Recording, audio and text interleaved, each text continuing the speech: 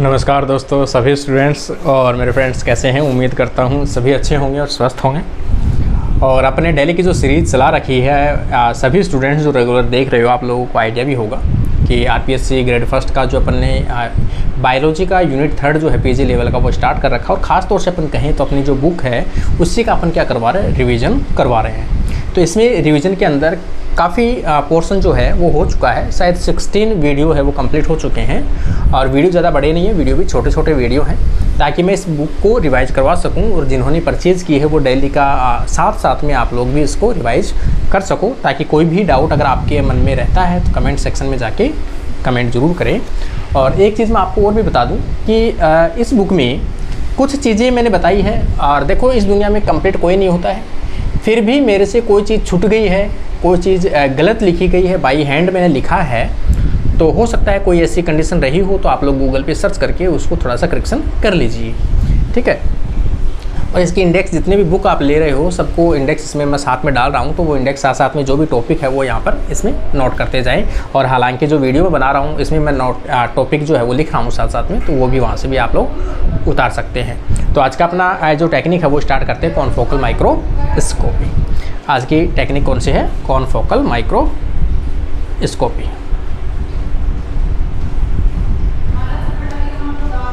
Confocal microscopy. अब एक चीज़ है, कॉन्फोकल माइक्रोस्कोपी जो है, कॉन्फोकल माइक्रोस्कोपी के नाम से है कि इसमें क्या होता है कि जो रेज जो होती है या लाइट वेव जो होती है, वेवलेंथ होती है, वो निकलती जो है वो उसके आगे एक होल लगा होता है, पिन होल लगा होता है कुछ इस प्रकार से। जैसे अपन यहाँ के जैसे ये लगा होता है, यहाँ से अगर आप लाइट पास करो तो यहाँ रुक जाएगी, यहाँ रुक जाएगी ये लाइट। कुछ विशेष लाइट, सिर्फ एक लाइट यहाँ से जाएगी और सिर्फ स्पेसिमेन के ऊपर यहाँ पे गिरेगी, फिर एक लाइट जाएगी इस पे गिरेगी। इसका मतलब कॉन्फोकल का मतलब होता है कि एक पर्टिकुलर लाइट एक पर्टिकुलर जगह के ऊपर जाए और वहाँ की इमेज डेवलप करे। तो अपन क्या करते हैं, कॉन्फोकल की पोजीशन अगर चेंज करें, थोड़ा थोड़ा पोजीशन चेंज करें, अभी यहाँ पे डाला, फिर यहाँ पे डाले, फिर यहाँ पे डाले, और यहाँ से जो लाइट रिफ्लेक्ट होगी अलग अलग जगह से, तो वो अलग अलग जगह की जो शेप है वो आपके साथ में वो शो करेगी।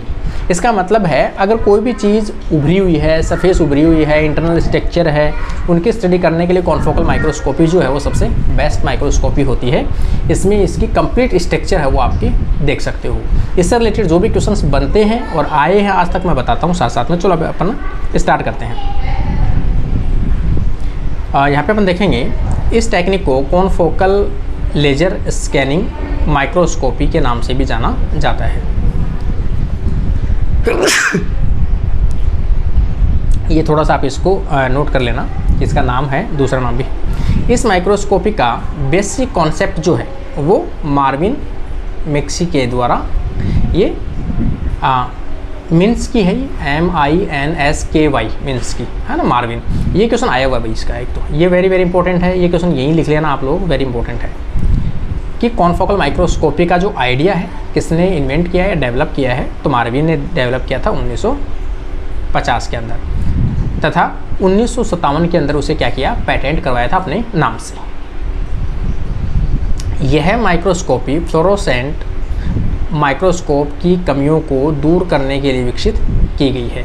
एक तो ऐसे है ना, फ्लोरोसेंस में तो क्या होता है कि जितनी भी वो चीज़ है वो सभी चीज़ें एक साथ ब्राइट मतलब चमकती है वो चीज़ें। इसमें क्या कहा गया है, पर्टिकुलर पॉइंट के ऊपर एक पिन होल के द्वारा पर्टिकुलर पॉइंट को आप डेवलप करते हो, तो बार बार आप अलग अलग जगह के ऊपर आप पॉइंट डालते हो, वहाँ की इमेज बनती है। इस आधार पर अगर आप उसको थोड़ा थोड़ा चेंज करोगे तो कंप्लीट इमेज है वो डेवलप कर सकते हो आप, ठीक है ना। जैसे वाइड फील्ड फ्लोरोसेंस माइक्रोस्कोपी में स्पेसिमेन की संपूर्ण सरफेस पर लाइट डाली जाती है। देखो, अगर संपूर्ण पे डालो जाओगे जिससे सैंपल के सभी पार्ट सेम टाइम पर एक साथ एक्साइट होकर लाइट इमिट करते हैं तथा इस लाइट या फ्लोरोसेंस को फोटो डिटेक्टर के द्वारा डिटेक्ट कर लिया जाता है। लेकिन इसमें एक प्रॉब्लम होगी कि अगर आप छोटी छोटी चीज़ों को डिफ्रेंशिएट करना चाहो, डिस्टिंग्विश करना चाहो, वो नहीं कर पाओगे आप, क्योंकि एक साथ में लाइट की बीम पड़ी है और एक साथ में पूरी सरफेस दिखा रहा है। और इसमें कॉन्फोकल में क्या है, एक एक लाइट, एक एक वेव जो डालोगे एक पिन होल से गुजरेगी लाइट और एक फिक्स जगह पे गिरेगी, उसी के इमेज डेवलप करेगी। तो प्रत्येक आप जगह जगह पे चेंज करके आप एक कंप्लीट इमेज है वो डेवलप कर सकते हैं। इस प्रकार इसमें स्पेसिमेन या सैंपल के बैकग्राउंड में एक्स्ट्रा पार्ट या अनफोकस्ड पार्ट की भी इमेज बन जाती है। देख लो, अनवांटेड इमेज बन जाती है, जिससे स्पेसिमेन के अलग अलग पार्ट की स्टडी नहीं की जा सकती। मैंने कहा ना आपको, डिफ्रेंशिएट नहीं कर पाओगे, डिस्टिंग्विश नहीं कर पाओगे, अलग पार्ट में डिफ्रेंशिएट नहीं कर पाओगे। इस प्रॉब्लम को सोल्व करने के लिए कॉनफोकल माइक्रोस्कोपी में पॉइंट इल्यूमिनेशन, सिर्फ एक लाइट डले, point illumination, point spread function तथा एक पिन होल को यूज में लिया जाता है। ये याद रखना भी, पिन होल किस में यूज में लिया जाता है, वेरी वेरी इंपॉर्टेंट है ये लाइन। कॉनफोकल माइक्रोस्कोपी की ये विशेषता है जो मैं 3-4 बार ये लाइन बोल चुका हूँ, जो आप समझ गए होंगे। इसमें स्पेसिमेन के डिफरेंट डिप्थ, जैसे मान लो कि एक छोटा सा मैं एग्जांपल बताता हूँ आपको। कोई जैसे माइटोकॉन्ड्रिया है, ये स्ट्रक्चर है, इसमें कुछ इस प्रकार से उभार है, सपोज ये है। आप एक बार लाइट यहाँ गिरी तो वो यहाँ से रिफ्लेक्ट हो गई, एक यहाँ गई तो ये थोड़ी डिफ्थ अलग चली गई, इसकी अलग इमेज, यहाँ थोड़ी डालोगे और अलग डिफ्थ इमेज आएगी, फिर यहाँ डालोगे तो यहाँ से लाइट यहाँ आएगी, फिर डालोगे अंदर चली जाएगी, यहाँ से रिफ्लेक्ट आएगी। तो इससे ये जो रिफ्लेक्ट लाइट है, इनको जो डिटेक्टर डिटेक्ट करेगा, उससे ये आइडिया लगाएगा कि यहाँ उबार था, इससे आगे थोड़ा सा नीचे है, डिप्थ अंदर ज़्यादा है, फिर उसके आगे और डिप्थ है। तो इस प्रकार उसकी जो आकृति है वो धीरे धीरे धीरे धीरे ड्रॉ होती जाएगी, जैसे जैसे वेवलेंथ रिफ्लेक्ट होती है वैसे वैसे, समझ लो। तो अलग अलग डिप्थ की स्टडी एक साथ में आप इमेज को कंपेयर करके बना पाओगे। इसमें देखोगे, इसमें स्पेसिमेन के डिफरेंट डिप्थ में लाइट पड़ती है तथा वहीं स्पेसिफिक लाइट डिटेक्टर के द्वारा कैप्चर की जाती है। इस प्रकार सैंपल की अलग अलग पार्ट की इमेज डेवलप की जाती है। इसमें थिक स्पेसिमेन की भी स्टडी की जा सकती है, अगर मोटा स्पेसिमेन हो तो भी स्टडी कर सकते हो आप इसमें। इसमें ऑप्टिकल रिजोल्यूशन बहुत अधिक होती है, ठीक है ना। इसमें सैंपल के डिप्थ की इमेज डेवलप की जा सकती है, जो अपन बात कर चुके हैं। स्पेसिमेन या सैंपल के अदर पार्ट से इमिट होने वाले लाइट को पिन होल के द्वारा ब्लॉक कर दिया जाता है। मैंने बताया ना आपको, जो लाइट आएगी उसको रोक दिया जाएगा और एक पिन होल रहेगा, केवल उसी में से लाइट जाएगी, जिससे रिजोल्यूशन इंक्रीज होता है, क्योंकि सिग्नल इंटेंसिटी डिक्रीज होती है, ठीक है ना। ये लाइट इंटेंसिटी सेंसिटिव डिटेक्टर के द्वारा डिटेक्ट कर लिया जाता है, जैसे फोटो मल्टीप्लायर ट्यूब है ना, PMT डिटेक्टर यूज में आता है। हो सकता है कभी पूछा जाए तो आपको याद रख लेना, या एवलैंक फोटो डायोड, जो लाइट सिग्नल को इलेक्ट्रिक सिग्नल में कन्वर्ट करता है। हालांकि ये तो नहीं इतना कोई। यहाँ पे देखोगे आप, ये कॉन्फोकल होल लगा हुआ है, यहाँ पे अपन देखेंगे, ये लेज़र की बीम आ रही है, जितने भी लाइट यहाँ पे क्रॉस करेगी इधर से, लेकिन एक ही लाइट अंदर से जाएगी इसमें, क्योंकि यहाँ पे ये जो है वो क्या है, पिन होल है, ठीक है ना। और यहाँ से क्या होगा, लाइट यहाँ से आएगी, इस प्रकार गिरेगी और अलग अलग जो लेयर है स्पेसिमेन के अंदर, जो अलग अलग लेयर है, अलग अलग ऑर्गन है, उनसे टकराएगी और रिफ्लेक्ट होगी। तो यहाँ से कोई यहाँ से टकराई है, यहाँ चली गई, और यहाँ से यहाँ चली गई, फिर यहाँ कोई डिफ्ट टकराई है, यहाँ चली गई, यहाँ से, इस प्रकार से अलग अलग लेयर है तो वो अलग अलग टकराएगी और इसमें जाएगी। और ये डिटेक्टर लगा हुआ है, तो यहाँ जो इमेज बनेगी, इसमें भी ऐसा है कि पिन होल सेट रहता है इसमें से, ठीक है ना। तो इस पिन होल को भी सेट करके आप अलग अलग इमेज है वो डेवलप कर पाओगी। यहाँ पर देखेंगे अपन, लेजर लाइट को फोकल पॉइंट सैंपल प्लेन पर डालकर स्पेसिमेन की 2D स्ट्रक्चर इमेज डेवलप करते हैं। ये लाइन वेरी वेरी इंपॉर्टेंट है, यहाँ पे इंपॉर्टेंट लगा लेना भैया आप। कॉनफोकल माइक्रोस्कोपी के द्वारा किसी भी स्पेसिमेन की 2D स्ट्रक्चर है वो डेवलप की जा सकती है, ठीक है ना, 2D ना कि 3D, याद रखना भैया आपको। तथा अलग अलग प्लेन या स्पेसिमेन की अलग अलग डिप्थ पर लाइट डालकर 3D इमेज बना सकते हैं। अगर आप एक बार में इमेज देखना चाहते हो तो कौन सी बनेगी, 2D। और मैंने कहा ना आपको, अलग अलग कंपेयर करके आप, जैसे मान लो आपने डिप्थ की अलग अलग स्टडी की, फिर आपने खिसकाया, फिर डिप्थ की स्टडी की, फिर आपने स्लाइड को थोड़ा सा खिसकाया, फिर डिप्थ की स्टडी की।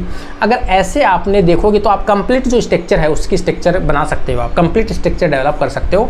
तो वो इमेज कौन सी बनेगी? 3D इमेज बन जाएगी। जब कंप्लीट स्ट्रक्चर हर एंगल से आप किसी चीज़ को रिप्रेजेंट कर पाते हो तो उसे क्या कहते हैं? अपन 3D इमेज कहते हैं। तो यहाँ पर सभी सैंपल के कलेक्शन करके अगर आप एक इमेज डेवलप करते हैं तो वो कौन सी होती है? 3D इमेज होती है। तो यहाँ पर अपन कहेंगे अलग अलग प्लेन या स्पेसिमेन की अलग अलग डिप्थ पर लाइट डालकर यदि इमेज डेवलप की जाए तो 3D इमेज बना सकते हैं। इसे जेड सीरीज के नाम से जाना जाता है। ठीक है ना? तो इसमें आपको याद रखना है अब एक लाइन कि जो कॉन्फोकल माइक्रोस्कोपी है इसमें 2D इमेज बन सकती है, 3D इमेज बन सकती है, और ये जो इमेज बनती है इसे क्या कहते हैं? जेड सीरीज कहते हैं। मतलब 1 बाय 1 डिप्थ के अलग अलग इमेज तैयार करते हो, फिर उनको मर्ज करते हो, मर्ज करके एक 3D इमेज डेवलप करते हो। इसे क्या कहते हैं? जेड सीरीज के नाम से जानते हैं। स्पेसिमेन के अलग अलग पार्ट या डिप्थ को फ्लोरोसेंस के आधार पर डिस्टिंग्विश किया जा सकती है। कॉन्फोकल माइक्रोस्कोपी में आर्गन, क्रिप्टॉन या आर्गन लेजर को यूज में लिया जाता है। ये लाइन याद रख लेना, वेरी इंपॉर्टेंट है कि इसमें जो कॉन्फोकल माइक्रोस्कोपी में कौन सी लाइट यूज़ में आती है, तो आप कहोगे आर्गन, क्रिप्टॉन या आर्गन लेजर जो है वो यूज़ में ली जाती है। इसमें पिन होल को यूज़ में लिया जाता है जो आउट फोकस लाइट को एलिमिनेट करता है, मतलब बाहर से जाने वाली लाइट है उसको रोक देता है, सिर्फ अंदर से जाने वाला लाइट उसको जाने देता है, तथा केवल फोकस लाइट को अलाउ करते हैं, मतलब जो एकदम फिक्स पिन होल के अंदर से गुजरेगी उस लाइट को जाने देगा। यहाँ से अपन देखेंगे लाइव तथा फिक्स्ड सेल या टिश्यू दोनों को आप स्टडी कर पाते हो, चाहे जीवित हो चाहे निर्जीव हो, दोनों को आप इसमें स्टडी कर पाओगे। यहाँ पे अपन देखोगे जैसे ये लाइट सोर्स है, यहाँ पे ये इसकी अलग अलग डिप्थ है, और इससे टकराओगे आप यहाँ से तो यहाँ जाएगी, यहाँ से यहाँ जाएगी, ये जाएगी। अलग अलग डिप्थ की आप स्टडी जो है वो कर पाओगे इस प्रकार से, और यहाँ आप क्या कर पाओगे? इसकी डिटेक्ट करके इसके लाइट की इमेज डेवलप कर पाओगे। ये वाली तो जो चीज़ है वो कौन सी है कि मैंने आपको पहले ही बताया था कि पहले के जो माइक्रोस्कोप थे, फ्लोरोसेंट माइक्रोस्कोप थे, उसमें क्या होता था? लाइट की एक साथ पुंज गिरी है। यहाँ पे तो मैं अलग अलग नहीं बता रहा हूँ, ये तो मैं अलग बता दी मैंने, लेकिन यदि ये पुंज एक साथ गिरे इतना और एक साथ रिफ्लेक्ट हो तो यहाँ पर लाइट क्या इमेज क्या बनेगी? कंप्लीट इमेज एक साथ बनेगी, तो आप उसको डिस्टिंग्विश नहीं कर पाते हो। लेकिन इसमें कॉन्फोकल वाले का मतलब देखो आप, इसमें से लाइट निकलती है, पिन होल के अंदर से गुजरती हुई लाइट जाती है, फिर एक ही लाइट यहाँ जाएगी और इस एक लाइट जो है पिन होल से यहाँ से गुजरेगी। इसका मतलब पर्टिकुलर जिस चीज़ को आप देखना चाहते हो वही चीज़ यहाँ पे दिखेगी। इसे क्या कहते हैं? कॉन्फोकल। फिक्स जगह पे डिटेक्टर होता है, ये वाला डिटेक्टर के द्वारा अपने इसे चेंज कर लेते हैं। इसमें 2 पिन होल लगे होते हैं, एक पिन होल ये लगा हुआ होता है, एक पिन होल ये लगा हुआ होता है। कॉन्फोकल माइक्रोस्कोप में यदि पूछा जाए आपसे कितने पिन होल लगे होते हैं तो 2 पिन होल लगे होते हैं। इसे पिन होल के द्वारा आउट फोकस लाइट को रोक दिया जाता है तथा पिन होल के द्वारा केवल फोकल लाइट को जाने दिया जाता है, जिससे डिजायर पार्ट या प्लेन की इमेज दिखाई दे सकती है। ठीक है ना? ये आगे अपन देखेंगे। इस माइक्रोस्कोपी के द्वारा स्पेसिमेन के अलग अलग प्लेन या डिप्थ के पार्ट की इमेज डेवलप की सकती है, जो पहले अपन डिस्कस कर चुके हैं। कॉन्फोकल का मतलब क्या होता है? फोकस ऑन ए पर्टिकुलर या स्पेसिफिक पॉइंट, किसी पर्टिकुलर जगह के ऊपर फोकस करना। इसमें थिक टिश्यू सेक्शन की भी स्टडी की जाती है, ये पहले भी मैंने लिखा है। ये देखो इसमें डायग्राम को, यहाँ देखो आप, अगर आप 3D इमेज एक साथ डेवलप करना चाहते हो तो मैं आपको बता सकता हूँ यहाँ पे कि सबसे पहले आप लाइट डाल रहे हो यहाँ पे लेज़र से, एक लाइट गिरी यहाँ से, इस पॉइंट की स्टडी की, ये पॉइंट यहाँ टकराया और यहाँ चला गया पिन होल के अंदर से। दूसरी स्ट्रक्चर की स्टडी आपने यहाँ की, यहाँ टकराया, यहाँ से यहाँ चला गया। अब आप क्या कर रहे हो? इस सिस्टम को थोड़ा थोड़ा वाइब्रेट कर रहे हो, हिला रहे हो थोड़ा सा आप इसको, तो जिसके कारण से अलग अलग पॉइंट पे आप लाइट डाल रहे हो और यहाँ पे इसकी इमेज डेवलप इस प्रकार से, जैसे इस प्रकार से, इस प्रकार से। कॉन्फोकल माइक्रोस्कोपी के पिन होल को स्कैनर को कंप्लीट स्पेसिमेन पर ओनली 1 बाय 1 सेट करके एक एक पार्ट पॉइंट की इमेज डेवलप करते हैं, मतलब एक एक पॉइंट की इमेज डेवलप करते हैं तथा बार बार इस प्रकार से करने से कंप्लीट स्पेसिमेन की 3D स्ट्रक्चर डेवलप की जा सकती है। Laser source, light source, laser light beam लगी होती है, को फिल्टर के द्वारा पिन होल को यूज़ लेते हैं, मतलब केवल एक लाइट गुजरे उससे। इमेज डेवलप करने के लिए जेड स्टेक सेफ्लेयर यूज़ लेते हैं। आप तो जेड स्टेक याद रखना, जेड सीरीज़ याद रखना। एडवांटेज इसके फ़ायदे क्या है? शार्प इमेज बनती है, इमेज दोनों बनती है 2D और 3D, और हाई रिजोल्यूशन होती है, पॉइंट टू पॉइंट स्टडी कर सकते हैं, थिक स्पेसिमेन की स्टडी। हाँ, इसमें अगर पूछा जाए आपको थिक स्पेसिमेन की स्टडी कौन से माइक्रोस्कोप के द्वारा की जा सकती है, तो आप कहोगे कॉन्फोकल माइक्रोस्कोपी के द्वारा की जा सकती है। एक टाइम पर मल्टीपल इमेज डेवलप की जा सकती है, ये भी किसके द्वारा? कॉन्फोकल माइक्रोस्कोपी के द्वारा। ये बैक्टीरियल स्टेनिंग है। बैक्टीरियल स्टेनिंग शायद आपके सिलेबस में मेंशन है या नहीं है, एक बार देख लेना, फिर भी मैं बता देता हूँ। बैक्टीरियल स्टेनिंग वैसे भी आपके कहीं ना कहीं काम ही आएगी। देखो बैक्टीरियल स्टेनिंग में ग्राम बैक्टीरियल स्टेनिंग सबसे बेस्ट मेथड है। इसमें बैक्टीरिया को दो प्रकार से डिस्टिंग्विश कर सकते हैं, एक ग्राम पॉजिटिव और एक ग्राम नेगेटिव। ग्राम पॉजिटिव जो होती है उसके ऊपर सेल वॉल मोटी पाई जाती है और सबसे आउटर सेल वॉल पाई जाती है, उसे ग्राम पॉजिटिव कहते हैं। ग्राम नेगेटिव में देखेंगे तो इसमें सबसे बाहर की तरफ प्लाज्मा मेम्ब्रेन की एक लेयर होती है पॉलीसेकेराइड की।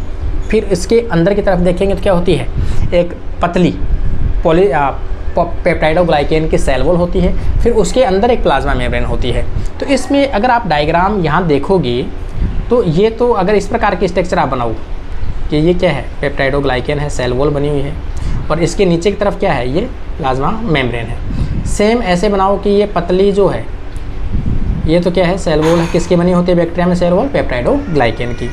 इसके बाहर की तरफ प्लाज्मा मेम्ब्रेन, अंदर भी प्लाज्मा मेम्ब्रेन। ये ग्राम नेगेटिव और ये ग्राम पॉजिटिव। इसका मतलब देखो, आप अगर सीधा सा फंडा बताऊँ आपको, ये अगर आपको डायग्राम समझ में आ गया है कि ग्राम पॉजिटिव में बाहर की तरफ सेल वॉल होती है, मोटी होती है, प्लाज्मा मेम्ब्रेन अंदर होती है। ग्राम नेगेटिव में बाहर भी प्लाज्मा मेम्ब्रेन, अंदर भी प्लाज्मा मेम्ब्रेन, बीच में सेल वॉल है। अगर आप ऊपर से यहाँ से केमिकल डालो, ठीक है ना, यहाँ से इसमें भी केमिकल डालो, कौन सा केमिकल डाल रहे हो आप? सबसे पहले इसमें केमिकल से स्टेन किया जाता है क्रिस्टल वॉयलेट से। क्रिस्टल वॉयलेट जो कलर देता है इनको, वो वॉयलेट कलर देता है, पर्पल कलर देता है। तो जैसे मान लो इसको स्टेन किया आपने, इसको भी स्टेन किया, ये जो सेल वॉल है ये किससे अभिरंजित हो गई? क्रिस्टल वॉयलेट से। कैसी हो गई? पर्पल हो गई यहाँ पे। अब इस पर डाला आपने, ये भी हो गई, लेकिन यहाँ किसने क्या एब्जॉर्ब हुआ है? प्लाज्मा मेम्ब्रेन कलर्ड हुई है, ठीक है ना। यहाँ प्लाज्मा मेम्ब्रेन थी नहीं, यहाँ तो सेल वॉल कलर्ड हुई है और यहाँ पर प्लाज्मा मेम्ब्रेन कलर्ड हुई है। इनकी स्टेबिलिटी के लिए आपने आयोडीन डाल दिया, आयोडीन ने इसकी स्टेबिलिटी बढ़ा दी, इसमें भी आयोडीन डाल दी, इसकी स्टेबिलिटी बढ़ा दी। अब आपने तीसरे स्टेप में क्या डाल दिया? इसको दोनों को किस में डाल दिया? एल्कोहल में डिप कर दिया स्लाइड को, बैक्टीरिया को। और एल्कोहल में डिप करते ही आपको पता है प्लाज्मा मेम्ब्रेन किसकी बनी होती है? फैटी एसिड्स की बनी होती है, लिपिड की बनी होती है। लिपिड क्या होते हैं? जितने भी जो ये सॉल्वेंट है, जो अपन बात करें अल्कोहल की, अल्कोहल में क्या होता है? डिजोल होता है। तो जैसे इसमें आप डिप करोगे, ग्राम पॉजिटिव वाले बैक्टीरिया अगर होंगे तो उनमें तो प्लाज्मा मेम्ब्रेन बाहर की तरफ होती ही नहीं है, तो वो तो हटेगी नहीं, तो इसका कलर कैसा रह जाएगा? अल्कोहल के डिप करने के बाद इसका कलर तो फिर भी पर्पल ही रहेगा, क्योंकि स्टेन कहाँ पे हुआ है? सेल वॉल में स्टेन हुआ है। लेकिन इसमें स्टेन किसमें था? आउटर प्लाज्मा मेम्ब्रेन, और आउटर प्लाज्मा मेम्ब्रेन अल्कोहल का ट्रीटमेंट देते ही यहाँ से हट जाएगी। समझ रहे हो? यहाँ से हट जाएगी।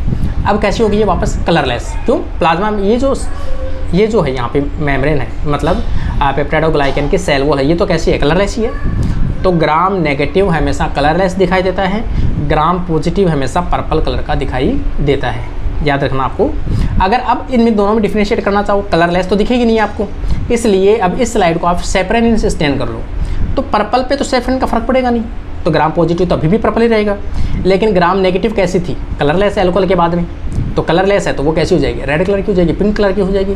तो अब डिस्टिंग्विश आप कर पाते हो कि ग्राम पॉजिटिव होगा वो वॉयलेट या पर्पल कलर का होगा, ग्राम नेगेटिव जो होगा वो कैसा होगा? सेफ्रेनिन के कारण से वो पिंक या रेड कलर का दिखाई देगा या कलरलेस दिखाई देगा। ये इसका बेस्ट मेथड है। अब अपन थोड़ा सा इसको टेक्निक को समझ लेते हैं, मेथड को कैसे कर सकते हो आप।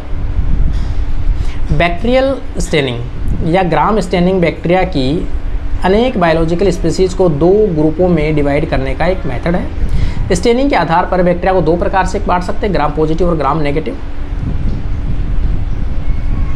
ग्राम स्टेनिंग मेथड, है ना, बैक्टीरियल स्टेनिंग या gram staining method bacterial staining के हैंस और क्रिश्चियन, है ना, हैंस क्रिश्चियन ग्राम ने 1884 में विकसित की थी। ग्राम स्टेनिंग के दौरान बैक्टीरियल सेल वॉल की केमिकल या फिजिकल प्रॉपर्टी के आधार पर विभेदित किया जा सकता है। ग्राम पॉजिटिव की सेल वॉल मोटी होती है, जो बता चुका हूँ मैं, पेप्टाइडोग्लाइकेन की बनी होती है, क्रिस्टल वॉयलेट के द्वारा स्टेन होती है, ये सब चीज़ मैं बता चुका हूँ आपको पहले ही।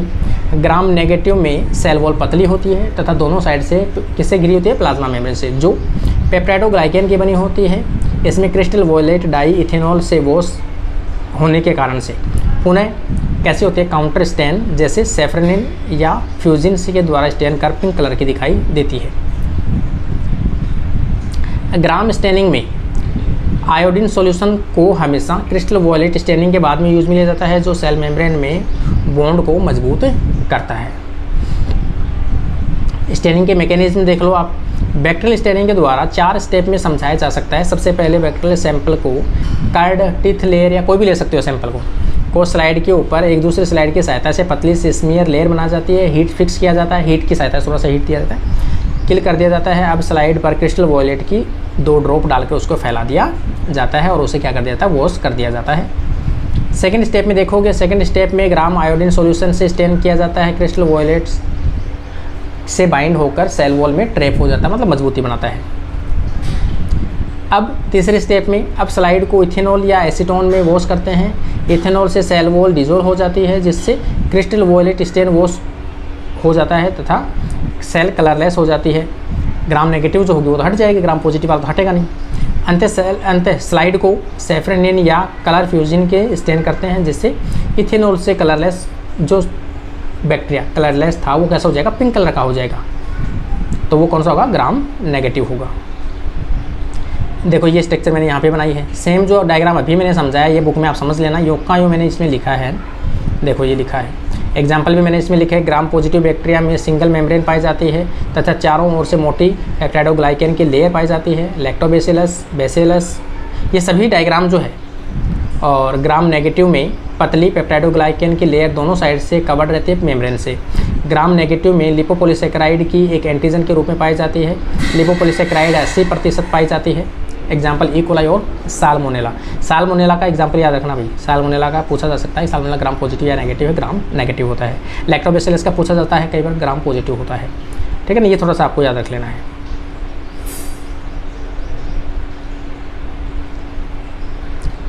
ये इतना कुछ है नहीं, ये तो इनका डिफरेंस है, वो आप लोग देख लेना भाई। सिंपल सा डिफरेंस है, ये कुछ नहीं है।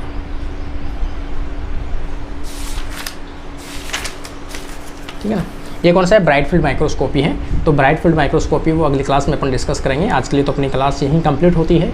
और आप लोग कमेंट जरूर करके जाइए कैसे लगी आप लोग क्लास, और रेगुलर अपने चैनल के ऊपर रहिए। आप लोग अपने फ्रेंड्स तक जरूर शेयर कीजिए और बुक को डेली हल कीजिए, आप लोगों को अच्छा लगेगा और क्वेश्चन भी जल्दी सॉल्व करवाएंगे। आज के लिए अपनी क्लास यहीं कंप्लीट होती है। Thank you friends.